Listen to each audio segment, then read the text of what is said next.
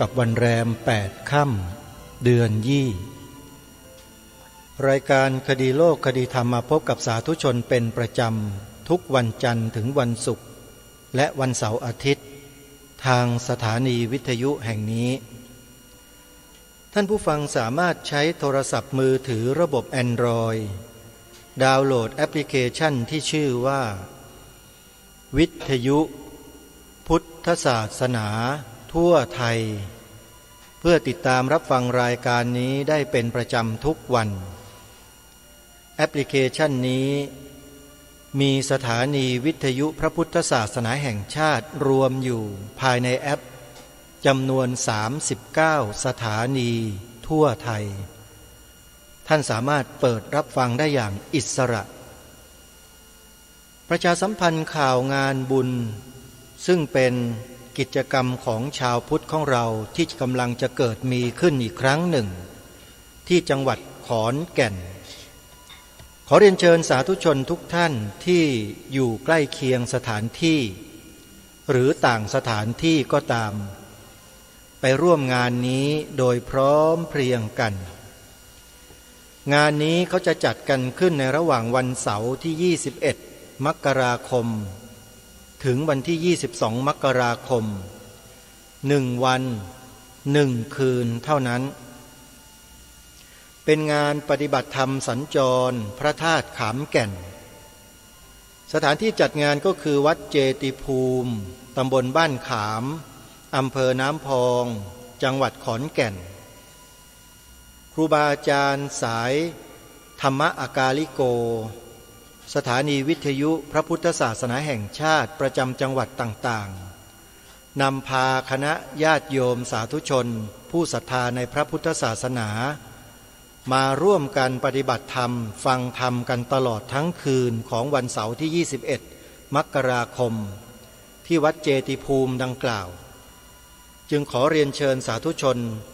เข้าร่วมกิจกรรมโดยพร้อมเพรียงกัน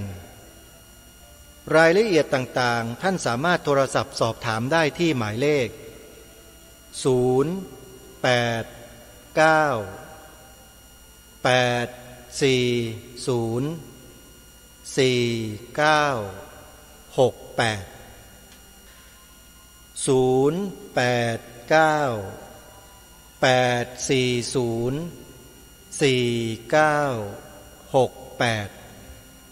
นี่คือกิจกรรมส่วนรวม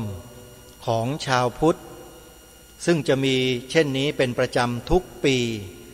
ในช่วงระหว่างเดือนมกราคมถึงเดือนกุมภาพันธ์ระหว่างนี้อีกข่าวหนึ่งที่จะประชาสัมพันธ์เชิญชวนญาติโยมไปร่วมงานก็คืองานมหกรรมเพื่อสุขภาพ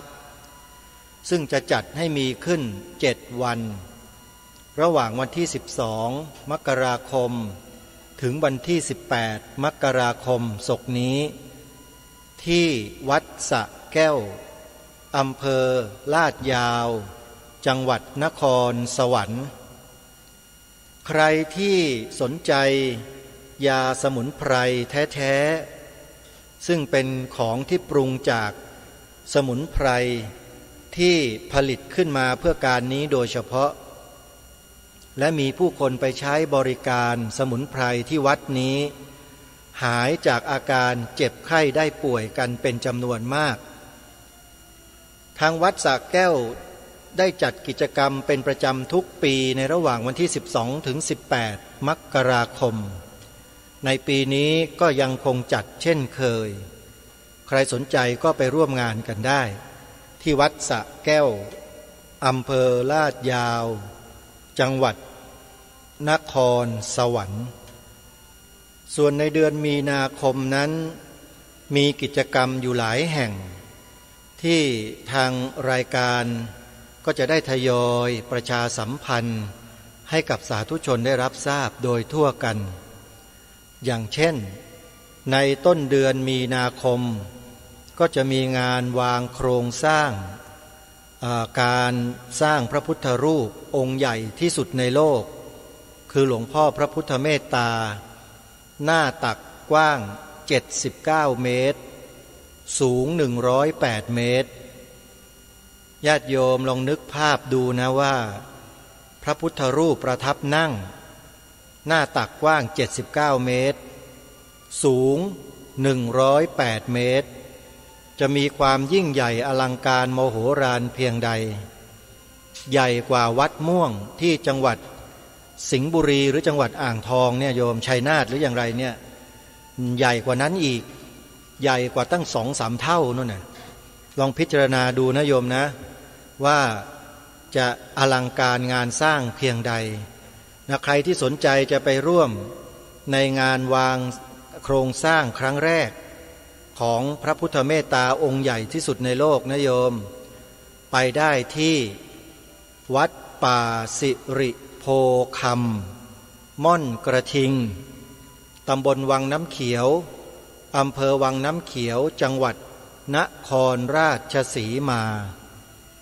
ในวันนั้นอาตมาภาพก็ไปในนามของสถานีโทรทัศน์ดีทีวีเพื่อไปบันทึกเหตุการณ์เหล่านั้นมาออกอากาศทำเป็นประวัติศาสตร์เอาไว้ให้กับแผ่นดินด้วยโยมใครสนใจจะร่วมงานก็เดี๋ยวจะประกาศแจ้งรายละเอียดให้ทราบในโอกาสต่อไปถัดมาในเดือนมีนาคมมีงานใหญ่งานช้างจริงๆอันนี้ช้างแท้ๆเลยเป็นงานประจำปีของวัดป่าอาเจียงตำบลกระโพอำเภอท่าตูมจังหวัดสุรินทร์วัดป่าอาเจียงนี้มีเจ้าอาวาสเป็นพระที่ท่านอนุรักษ์ประเพณีวัฒนธรรมของท้องถิ่นไว้ได้เป็นอย่างดีคือท่านพระอาจารย์พระครูสมุหารท่านเป็นพระสงฆ์ที่มีความมุ่งมั่นในการสืบสารงานบุญประเพณีที่เกี่ยวกับช้างตลอดมาอาตมาภาพมีโอกาสได้รู้จักท่านเป็นการส่วนตัวในฐานะพิธีกรรายการตระเวนคนตระเวนธรรมก็ได้ไปเยี่ยมเยือนไปกราบนมัสการท่านแล้วก็พูดคุยถึงเรื่องงานยิ่งใหญ่ที่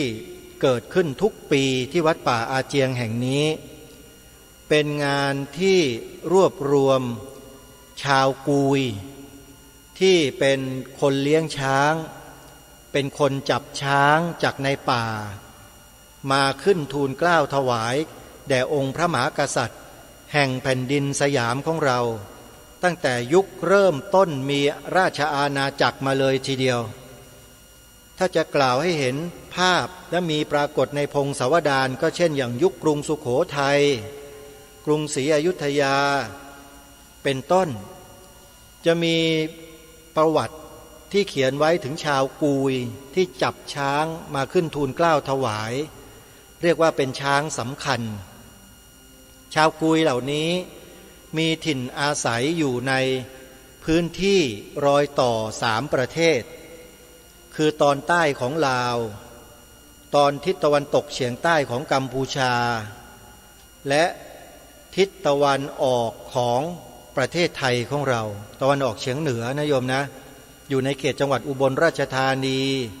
จังหวัดศรีสะเกษจังหวัดสุรินทร์เนี่ยจะมีชาวกุยอาศัยอยู่ที่นั่นเยอะอาตมาภาพเองก็มีเชื้อสายของ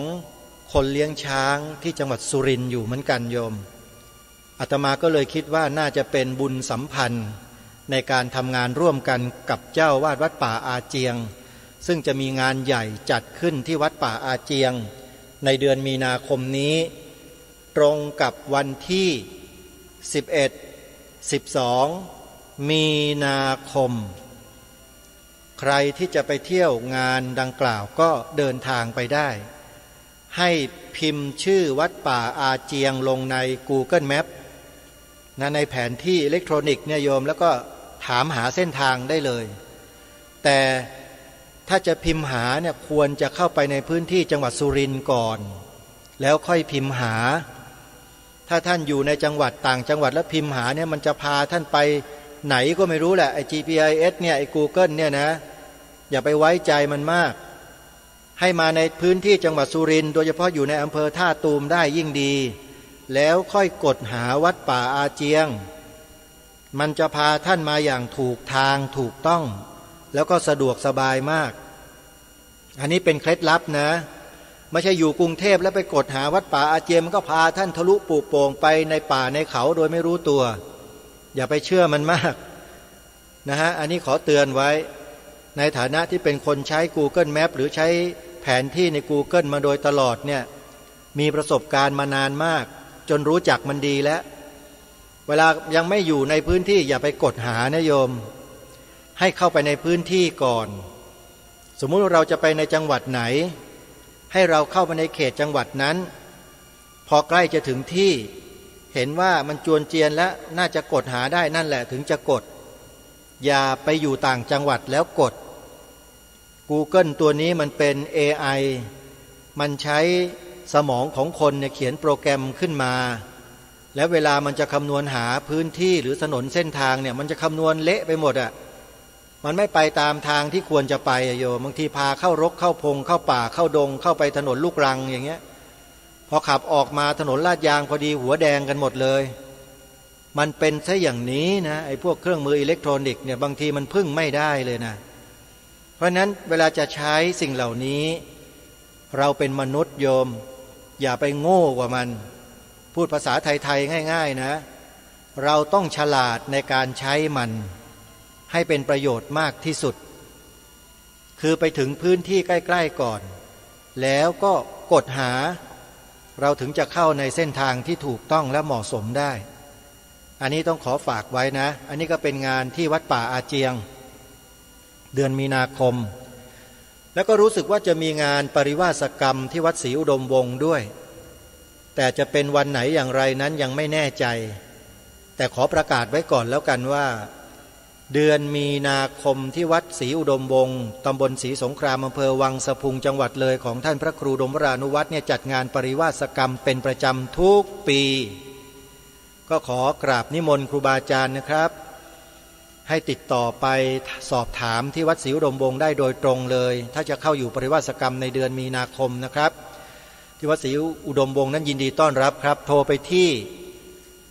0898404968ส่วนใครที่ต้องการเข้าอยู่ปริวาสกรรมตลอดทั้งปีทั้งชาติ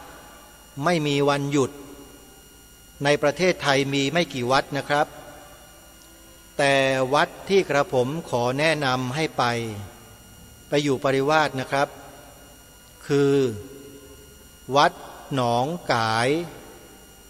อยู่ที่ตำบลสันป่ายางอำเภอแม่แตงจังหวัดเชียงใหม่ขอบอกทุกท่านว่าที่นี่สุดแสนจะสัปปายะ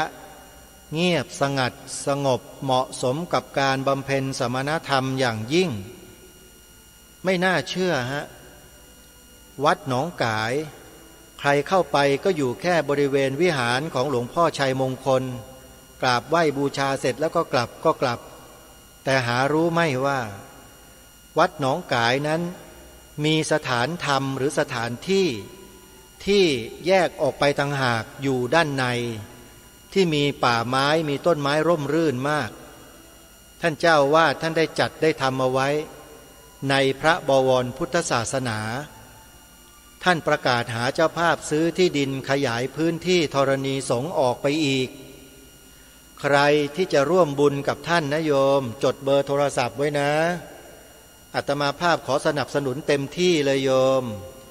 ที่ดินตารางวาละ500 บาทเท่านั้นเองช่วยกันนะโยมนะวัดหนองกายนะครับครูบาอาจารย์ที่จะไปอยู่ปริวาสกรรมชำระศีลนะครับโดยทันทีนะฮะถ้ารู้ว่าตัวเองนั้นต้องอาบัติสังฆาทิเศษไปเลยครับไปเทศนาบัตรไปแจ้งไปบอกกับครูบาอาจารย์แล้วขอเข้าอยู่ปริวาสเลยครับทันทีทันใดท่านก็จะล่วงจากอาบัติในเวลาไม่กี่วันเท่านั้นครับโทรศัพท์ไปที่หมายเลข0624249659และ0837893642นะครับมี2หมายเลขโทรศัพท์ของวัดหนองกายนะครับ แล้วก็อย่าลืมทำบุญกุศลอื่นๆที่วัดหนองกายมีให้ทำเยอะมากเข้าไปในเว็บไซต์ของวัดหนองกายแล้วเราก็ไปดูรายละเอียดของกองบุญต่างๆที่เราจะช่วยเหลือสังคมผ่านวัดหนองกายด้วยกันโยมเข้าไปที่เว็บไซต์ที่มีชื่อว่า www. วัดหนองกาย .com พิมพ์ตรงตัวเลยฮะ WATNONGGAI วัดหนองกาย .com เท่านี้รายละเอียดต่างๆก็จะมาปรากฏที่เว็บไซต์มากมายทีเดียว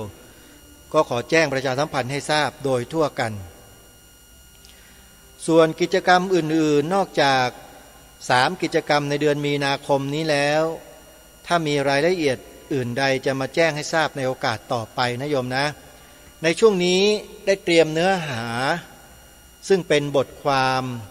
ในหนังสือที่มีชื่อว่าพุทธศาสตร์อยู่ยงคู่องค์กษัตริย์มานำเสนอต่อท่านผู้ฟังเป็นบทที่6ซึ่งเป็นบทที่ชื่อว่าพระพุทธศาสนา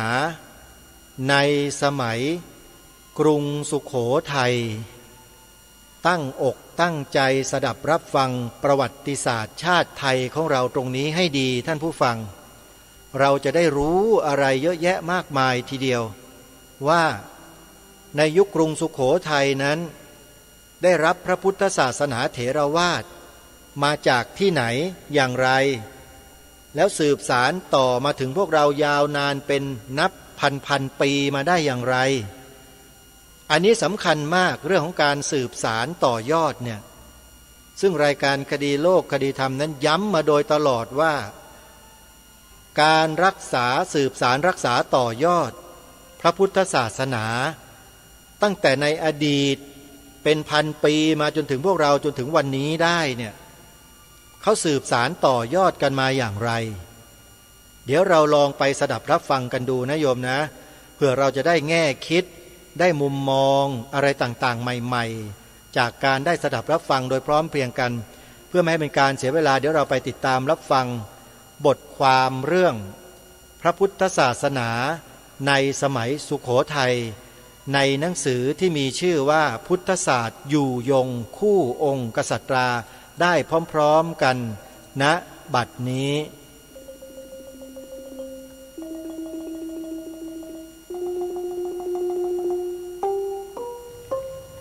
บทที่6พระพุทธศาสนาในสมัยสุโขทัยในบทนี้จะได้กล่าวถึงพระพุทธศาสนาในสมัยสุโขทัยอันเป็นสมัยที่เผ่าไทยได้สร้างชาติเป็นปึกแผ่นมั่นคงแล้วกล่าวคือในราวพ.ศ. 1800ผู้นำของไทยในลุ่มน้ำเจ้าพระยาคือพ่อขุนบางกลางท่านักประวัติศาสตร์สมัยใหม่อ้างว่าที่ถูกต้องจะต้องเป็นพ่อขุนบางกลางหาวแต่ผู้เขียนคุ้นเคยกับหลักฐานของนักประวัติศาสตร์สมัยเก่าพ่อขุนบางกลางเท่าได้ประกาศเอกราชขับไล่อิทธิพลของเขมรออกไปแล้วตั้งนครสุโขทัยเป็นราชธานีพ่อขุนบางกลางเท่าได้สถาปนาพระองค์เป็นปฐมกษัตริย์แห่งราชวงศ์พระร่วงทรงพระนามว่าพ่อขุนศรีอินทราทิตและได้สืบสายต่อมาอีกประมาณ121ปีจึงเสียเอกราชให้กับไทยอยุธยาเมื่อปีพ.ศ. 1921พระพุทธศาสนาในยุคสุโขทัยมีทั้งลัทธิเถรวาทและลัทธิมหายานจนถึงรัชสมัยของพ่อขุนรามคำแหงกษัตริย์พระองค์ที่3แห่งราชวงศ์พระร่วงพระองค์ทรงครองราชอยู่ระหว่างปีพ.ศ. 1820 ถึง 1860 ทรงเป็นกษัตริย์ที่ได้รับยกย่องว่ามหาราชเพราะทรงขยายอาณาจักรออกไปอย่างกว้างขวางทิศเหนือจดเมืองหลวงพระบางทิศตะวันออกจดฝั่งแม่น้ำโขงทิศตะวันตกได้ประเทศมอญไว้ในอำนาจและทางใต้แผ่ไปถึงแหลมมาลายูนับเป็นอาณาเขตที่กว้างใหญ่ไพศาลเมื่อเทียบกับจำนวนประชากรในเวลานั้น พ่อขุนรามคำแหงมหาราชทรงเป็นกษัตริย์ที่ทรงเอาพระทัยใส่ในการดูแลทุกสุขของราษฎรอย่างใกล้ชิดทรงปกครองแบบพ่อปกครองลูกและทรงเปิดโอกาสให้ราษฎรเข้าเฝ้าร้องทุกข์ได้โดยผู้ที่จะต้องการร้องทุกข์จะมาเคาะระฆังที่แขวนอยู่นอกพระราชวังดังเพลงเสียงระฆังซึ่งมีผู้แต่งขึ้นพรรณนาเหตุการณ์ในรัชสมัยของพระองค์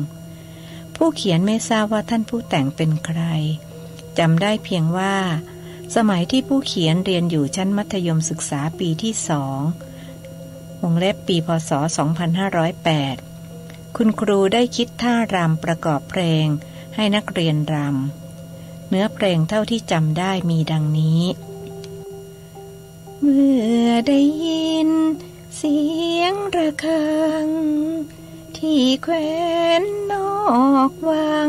เคาะดังขึ้นมาพ่อคุณก็โปรด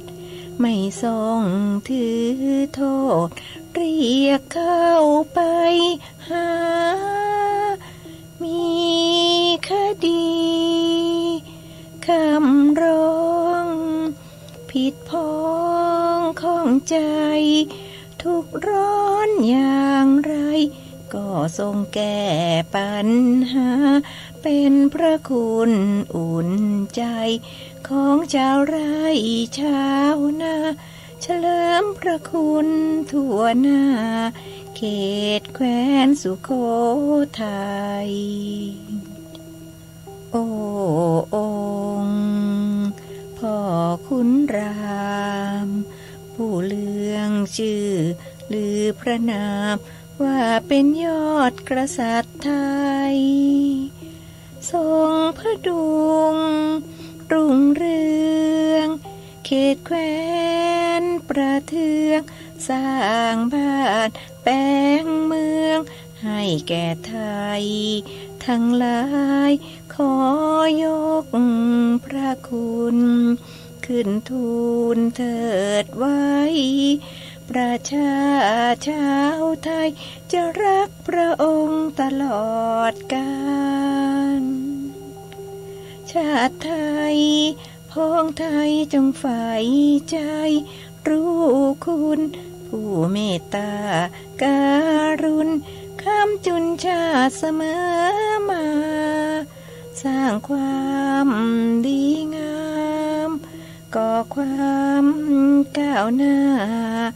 ช่วยทุกประชาเขตแคว้นแดนไทยพระราชกรณียกิจอันสำคัญของพ่อขุนรามคำแหงมหาราชคือทรงประดิษฐ์อักษรไทยเมื่อปีพ.ศ.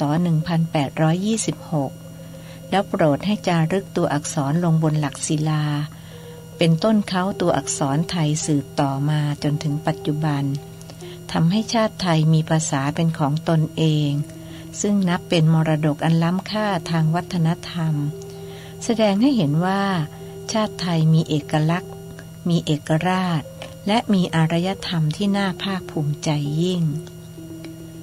ด้านพระศาสนาสมัยพ่อขุนรามคำแหงเป็นพระพุทธศาสนาลัทธิเถรวาทพระองค์ได้สดับกิตติคุณความเคร่งครัดของคณะสงฆ์ลังกาวงศ์ที่เมืองนครศรีธรรมราชจึงโปรดให้นิมนต์คณะสงฆ์ลังกาขึ้นมาตั้งเป็นลังกาวงศ์ขึ้นที่สุโขทัยคณะสงฆ์ลังกาวงศ์พอใจอยู่ในที่วิเวกตามป่าเขาใกล้เมืองสุโขทัยเพราะสะดวกแก่การบำเพ็ญสมณธรรมศิลาจารึกหลักที่1มีข้อความตอนหนึ่งกล่าวยกย่องคณะสงฆ์ลังกาวงศ์ว่าเบื้องตะวันตกเมืองสุโขทัยนี้มีอลัญญิกพ่อขุนรามคำแหงกระทำโอยทานแก่มหาเถรสังฆราชปราชญ์เรียนจบปีดกไตรหลวกกว่าครูปู่ในเมืองนี้ทุกคนลุกแต่เมืองนครศรีธรรมราชมาเข้าใจว่าพระไตรปิฎกภาษาบาลีของฝ่ายเถรวาทพร้อมทั้งอรรถกถาและปกรณ์วิเศษอื่นๆที่ใช้เป็นหลักฐานสืบมาจนถึงทุกวันนี้ ไทยคงได้จากลังกาในระยะนี้เอง ก่อนหน้านี้แม้ลัทธิเถรวาทจะรุ่งเรืองในพวกมอญแต่ก็คงไม่มีพระไตรปิฎกฉบับสมบูรณ์เพราะปนเปกับคัมภีร์ของลัทธิมหายานบ้างฝ่ายศาสนาพราหมณ์บ้างหรืออาจจะมีครบสมบูรณ์ทว่าหายสาบสูญไปก็อาจเป็นได้ศิลาจารึกหลักที่หนึ่งได้พรรณนาความมีศรัทธาในพระพุทธศาสนาของชาวสุโขทัยไว้ว่าคนในเมืองสุโขทัยนี้มักทานมักทรงศีลมักโอยทานพ่อขุนรามคำแหงเจ้าเมืองสุโขทัยนี้ทั้งชาวแม่เจ้าถ้วยปัวถ้วยนางลูกเจ้าลูกขุนทั้งสิ้นทั้งหลายทั้งผู้ชายผู้หญิงฝูงถ้วยมีศรัทธาในพระพุทธศาสนาทรงศีลเมื่อพรรษาทุกคน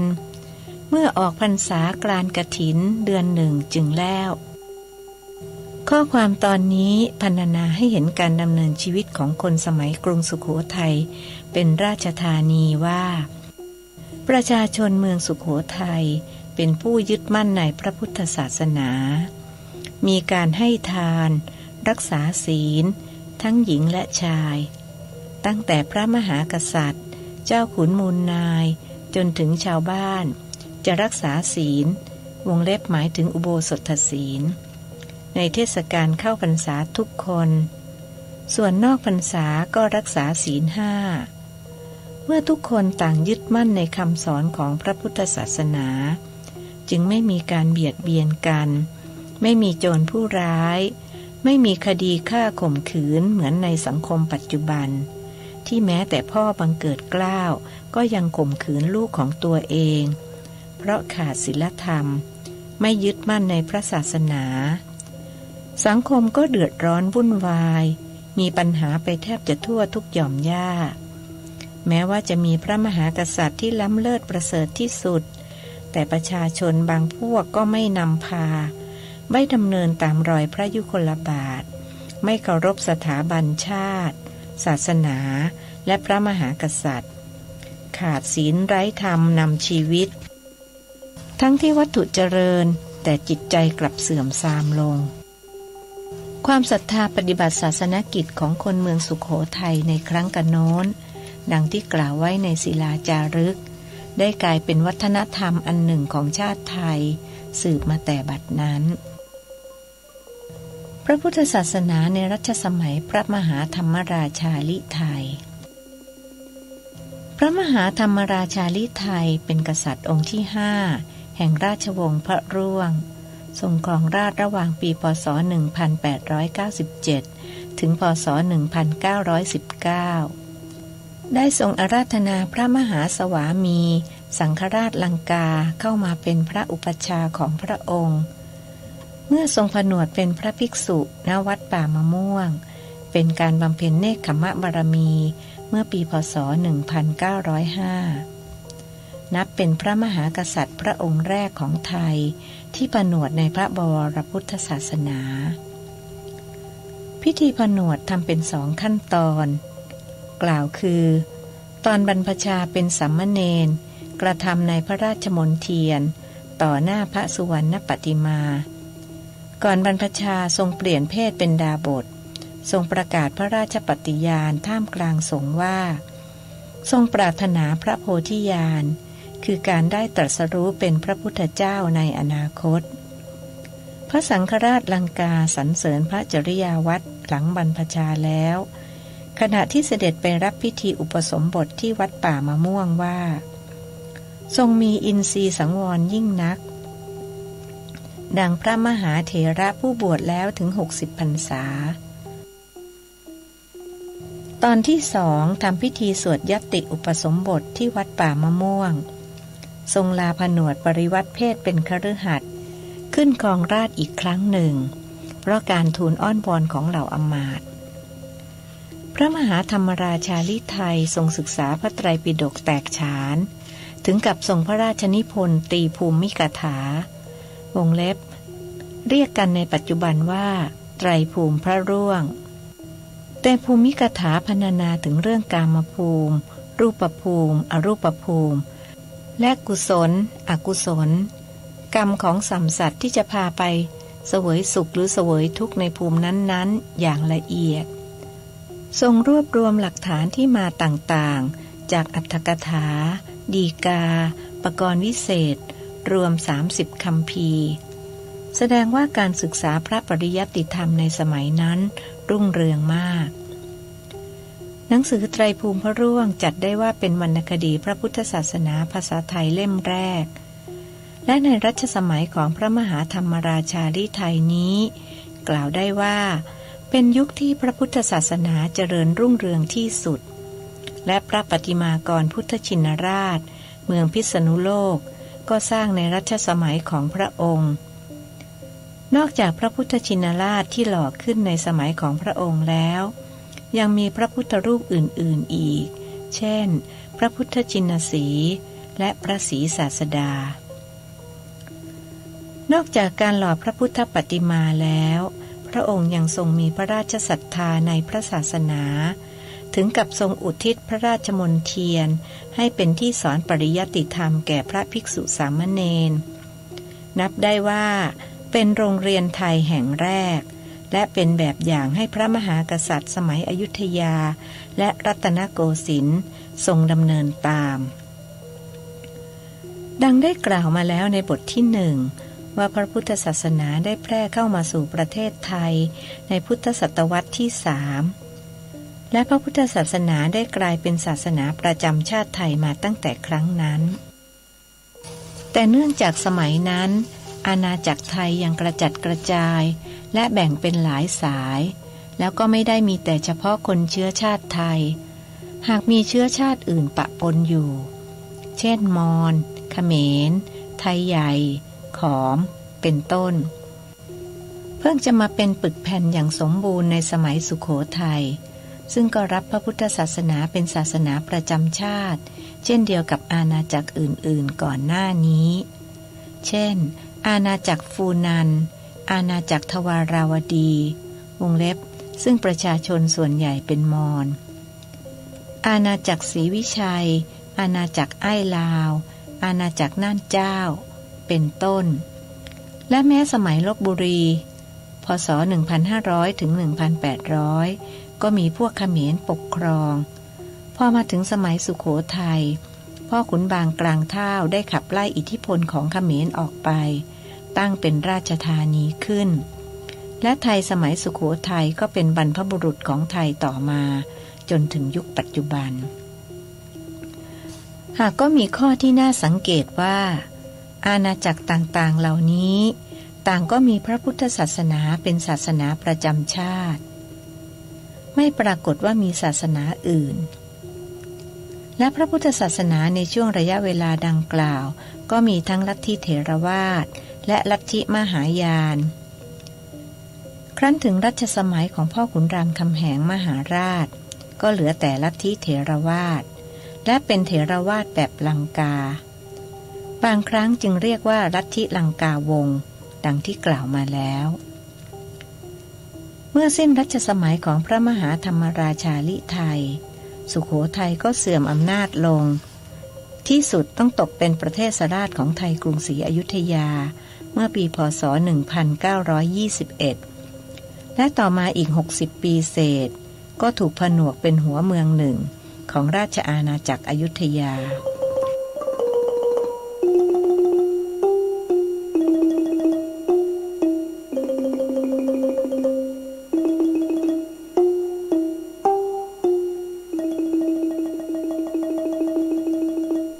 ไปนั้นเป็น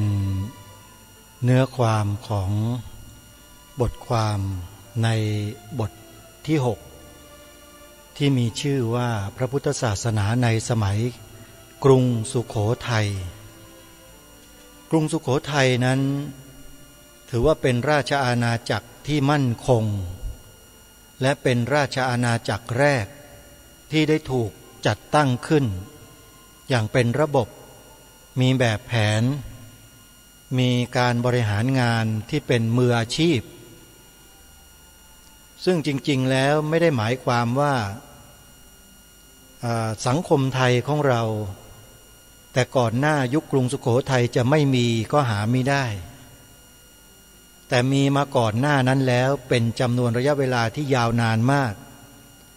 แต่ยังไม่ได้รวมกันเป็นปึกแผ่นเท่านั้นเองตรงนี้มีข้อสังเกตอย่างไร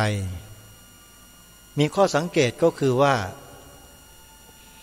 การที่จะรวมเป็นปึกแผ่นเป็นประเทศชาติได้นั้นเนี่ยจำเป็นที่จะต้องมีเหตุมีปัจจัยพอสมควรแล้วถึงจะสามารถรวบรวมให้เป็นปึกแผ่นได้ในที่นี้กล่าวคือประชากรประชาชนและพลเมืองในแถบพื้นที่เหล่านั้นเนี่ยมีแนวคิดมีวิถีชีวิตมีวัฒนธรรมประเพณีมีความศรัทธาเลื่อมใสในหลักคำสอน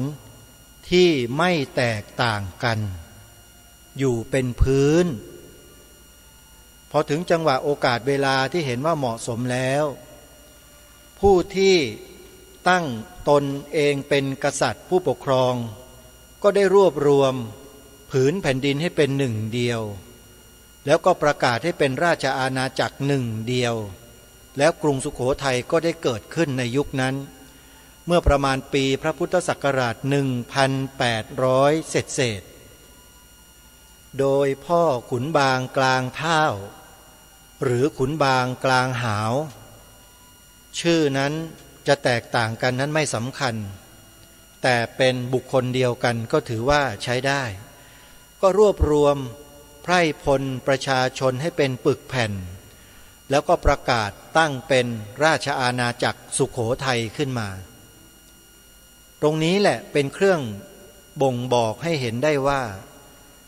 คนไทยเราผู้นับถือพระพุทธศาสนามีมาอยู่นานแล้วนานตั้งแต่เมื่อไหร่ตั้งแต่ยุคสมัยที่ผืนแผ่นดินแถบนี้ใช้ชื่อว่าสุวรรณภูมิถ้าเราไปศึกษาในพุทธประวัติก็จะเห็นบทความเป็นตัวอักษรที่เขียนถึงเมืองสุวรรณภูมิเอาไว้ในสมัยหลังพุทธกาล200 ปีคือพระพุทธศักราชประมาณ200มีจารึกอยู่เป็นหลักฐานทางประวัติศาสตร์ที่ชมพูทวีปยุคของพระเจ้าอโศกมหาราชมีอยู่โยมท่านพระเจ้าอโศกมหาราชจึงได้ส่งพระสมณทูต5 รูปนำโดยพระโสนพระอุตระเนี่ยเดินทางมาเผยแผ่พระพุทธศาสนานำพระพุทธศาสนามาลงหลักปักฐานไว้ที่แคว้นสุวรรณภูมิแห่งนี้นี่เองแล้วนับตั้งแต่ปีพระพุทธศักราช235ฟังให้ดีนะฮะพ.ศ. 235เป็นต้นมาเนี่ยกลุ่มพระเถระ5 รูปนำโดยพระโสนพระอุตระซึ่งเป็นพระอรหันต์ในยุคนั้นมีปฏิสัมภิทาทั้ง4มีอภิญญา6สมบูรณ์ด้วยอาจาระเป็นสมณะในพระพุทธศาสนา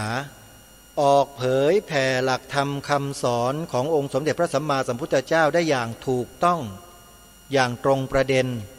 ให้กับผู้คนในแถบนี้ซึ่งสมัยก่อนยังนับถือผีกันอยู่เลยตั้งแต่ในยุคแรกเริ่มของการนำพระพุทธศาสนาเข้ามาคือปีพระพุทธศักราช235ตระกูลของเราโคตรวงของเราในอดีตสมัยโบราณเมื่อประมาณ 2,000 กว่าปีมาเนี่ยโยมเขายังนับถือผีกันอยู่เขายังไม่รู้จักศาสนาพุทธแต่หลังจากที่พระโสนอุตระและพระเถระอีก3 รูปมีอุบาสกอุบาสิกามีแม่ชีเกิดขึ้นแล้วเนี่ยก็เริ่มเผยแผ่พระศาสนามาเรื่อยๆแล้วก็มีผู้ศรัทธาเข้ามาบวชเป็นพระภิกษุเป็นสามเณรเป็นแม่ชีเพิ่มขึ้นพระศาสนาก็เริ่มกระจายขยายออกไปกว้างไกลกว้างขึ้นการนับถือผีก็ยังคงมีอยู่ไม่ใช่ไม่มีนะมีมาจนถึงวันนี้โยม อาตมาภาพเองก็มีเชื้อสายอย่างที่บอกตอนต้นรายการน่ะเชื้อสายอาตมานี่ก็นับถือบรรพบุรุษกราบไหว้บูชาบรรพบุรุษที่เป็นผีที่เขาเชื่อกันเนี่ยก็ยังไหว้กันอยู่จนถึงวันนี้แต่เนื้อหาใจความหลักๆสิ่งที่พวกเราใช้คำว่าพวกเรานะไม่ว่าจะชนเผ่าไหนก็แล้วแต่เถอะยึดถือเป็นหลักของใจเนี่ยคือศาสนาพุทธอาตมาภาพตระเวนไปทั่วประเทศจำนวนหลายครั้งหลายคราเนี่ยได้ไปสัมผัสกับผู้คนต่างๆแล้วขอบอกได้เลยว่าคนทั้งหมดที่นับถือศาสนาพุทธอยู่เนี่ยเขาก็ยังนับถือบุญประเพณีแบบดั้งเดิมของเขาอยู่แต่เขาไม่ได้ให้ความสำคัญกับสิ่งนั้นมากกว่าศาสนาพุทธเพราะอะไรเพราะคนเหล่านี้ก็เป็นคนมีปัญญาไงเขาแยกออกศาสนาผีโบราณก็เป็นอีกส่วนหนึ่งที่จะต้องทรงไว้รักษาไว้สืบสารต่อยอดไว้ให้ลูกหลานเยาวชนช่วยกันดูแลกันไว้เป็นวัฒนธรรมประเพณีที่ควรค่าแก่การรักษาส่งเสริมเป็นสิ่งที่ดีงามฮะไม่ใช่สิ่งเลวร้ายอะไรเลยแต่ในขณะเดียวกันสิ่งที่ดีกว่านั้นสูงกว่านั้นประเสริฐกว่านั้นคือหลักธรรมคำสอนของพระสัมมาสัมพุทธเจ้ามีอยู่คนเหล่านั้นทั้งหลายทั้งปวงก็หันมานับถือมาศรัทธาศึกษาเลื่อมใสนำมาใช้ประกอบกับชีวิตประจำวันของเขาด้วยเราจึงจะเห็นผู้คนทั้งหลายทั้งปวงเนี่ยพอตื่นเช้ามาวัดวาอารามก็ลั่นระฆังรั่นกลองก็เตรียมสัญลักษณ์ให้มาตื่นมาเตรียมใส่บาตรกันนะพระจะออกภิกขาจารกันแล้วเนี่ยนี่แหละเขาเรียกว่าการสืบสารรักษาต่อยอดพระพุทธศาสนามาจนถึงพวกเราวันนี้เพราะทำกันมาแบบนี้ส่วนผู้ที่ทรงไว้ซึ่งหลักธรรมคำสอนจริงๆเนี่ยส่วนมากในโบราณเนี่ยก็คืออยู่ในวังทั้งหมดเลยมหาปาเรียนต่างๆนี่อยู่ในวังหมดคนชั้นสูงจะเป็นผู้ได้ศึกษาเล่าเรียนสิ่งนี้กันมาโดยมากแล้วเพิ่งจะมาถ่ายทอดให้กับคนทั่วๆไปเมื่อในยุคของกรุงศรีอยุธยาในยุคของกรุงรัตนโกสินทร์ของเรานี่แหละคนทั่วไปจึงได้เข้าไปศึกษาเล่าเรียนอย่างเต็มที่อย่างแบบบริบูรณ์นะและการศึกษาพระปริยัติธรรมนี่แหละเป็นหัวใจหลักหัวใจสำคัญในการทำรงรักษาไว้ซึ่งพระบวรพุทธศาสนาของเราไม่ได้อยู่ที่การปฏิบัตินะอย่ากล่าวเช่นนั้นนะโยมการปฏิบัติถ้าคุณไม่รู้ปริยัติมาก่อนการปฏิบัตินั้นอาจจะไม่ใช่พระพุทธศาสนาก็ได้อย่าเข้าใจผิดกันนะอย่าคิดว่าโอ้โหปฏิบัติกันเข้มข้นเหลือเกินเห็นแล้วน่าเลื่อมใสศรัทธาแล้วก็ไปยอยกไปปอปั้นกันอยู่ไม่ใช่พระสงฆ์หรือคฤหัสถ์ญาติโยมที่ศึกษาแตกฉานในพระปริยัติธรรมนี่แหละคือกลุ่มบุคคลที่เราจะต้องช่วยส่งเสริมสนับสนุนให้เยอะๆโยมเพราะถ้าเราไม่มีหลักธรรมคำสอนอยู่แล้วเราจะเอาอะไรไปปฏิบัติให้ถูกต้องล่ะจริงไม่จริงถ้าเราไม่เรียนไวยากรณ์มาก่อนเราจะอ่านผสมคำเป็นบทเป็นคำได้ไหมเพราะฉะนั้นเรื่องของการศึกษาเล่าเรียนพระปริยัติธรรมเป็นการทรงไว้ซึ่งหลักธรรมคำสอนของพระสัมมาสัมพุทธเจ้าที่ถูกต้องที่สุดและควรค่าแก่การทำรงรักษาไว้ให้มากที่สุดเพราะฉะนั้นการสืบสารรักษาต่อยอดพระบวรพุทธศาสนามาจนถึงเราวันนี้ได้ก็เพราะการทรงไว้ซึ่งหลักธรรมคำสอนที่ถูกต้องเท่านั้นฮะพระโสนอุตระและพระเถระอีก3รูปที่พระเจ้าอโศกมหาราชส่งมาจากประเทศอินเดียในยุคนั้นน่ะท่านแตกฉานนะเนี่ยท่านแตกฉานในข้อธรรมของพระสัมมาสัมพุทธเจ้า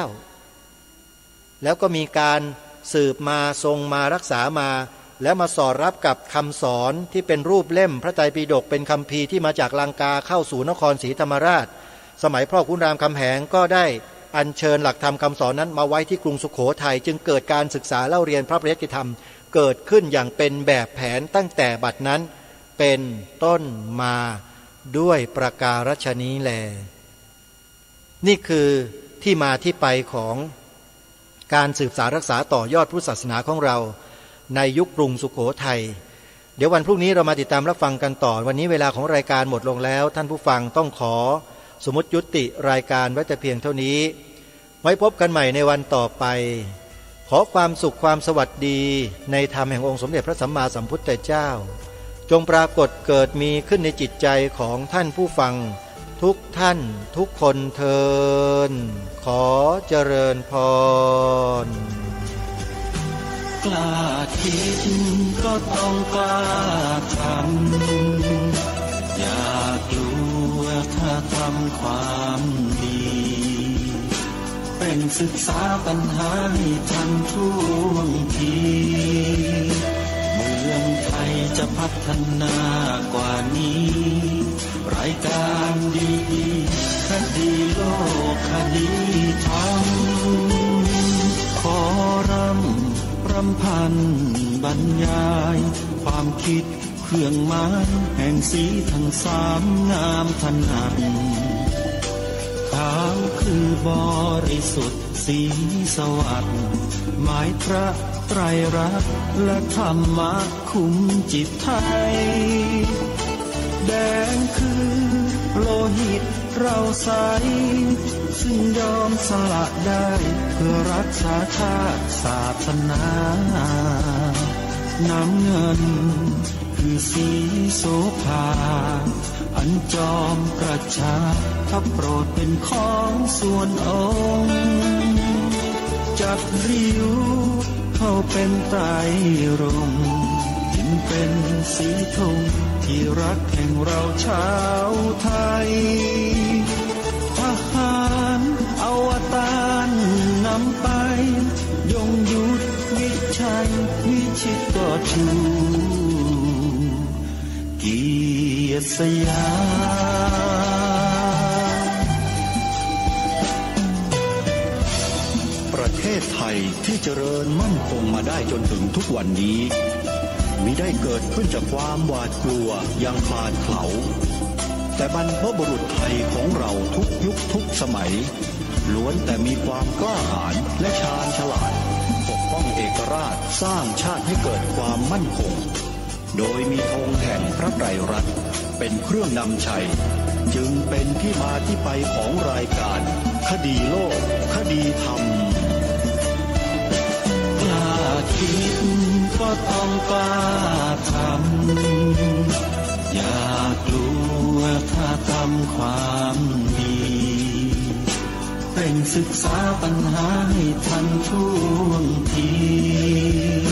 เมืองไทยจะพัฒนากว่านี้รายการดีๆคดีโลกคดีธรรมรายการดีๆคดีโลกคดีธรรม